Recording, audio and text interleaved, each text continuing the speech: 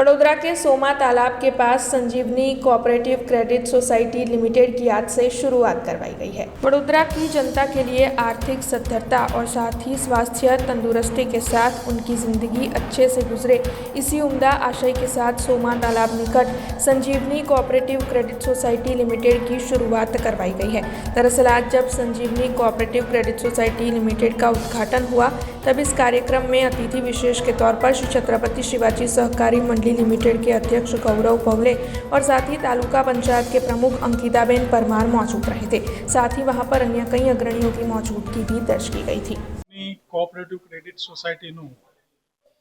कार्यभार शुरुआत थई रही है, तेमा सर्व कमिटी मेम्बर्सो તેમજ આજે અહીંયા ઘણી મોટી સંખ્યામાં ઉપસ્થિત વડીલ સભાસદો જેઓના માર્ગદર્શનથી આ સંસ્થા આગળ ચાલશે અને જે સંસ્થાના વિચારો અને જે સંસ્થાના ઉદ્દેશો સાથે આ સંસ્થાની સ્થાપના થઈ છે તેમાં એમને યશ અને સિદ્ધિ મળે એવી હું શ્રીચરને પ્રાર્થના કરું છું અને સંજીવની કોઓપરેટિવ ક્રેડિટ સોસાયટીના સભાસદો અને વ્યવસ્થાપક મંડળને આજના દિવસે ખૂબ ખૂબ શુભેચ્છાઓ આપું છું। આજે અમે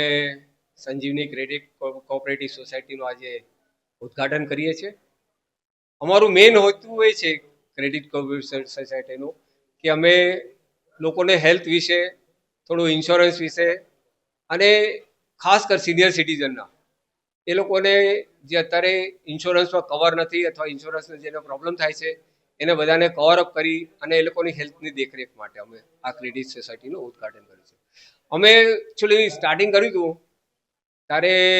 એવું હતું કે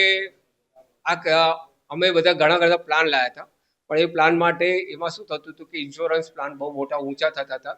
એટલે પછી અમે આ ગ્રુપ ઇન્સ્યોરન્સમાં ગયા અને ગ્રુપ ઇન્સ્યોરન્સ માટે અમારે ક્રેડિટ સોસાયટીનું ફોર્મેશન કરવું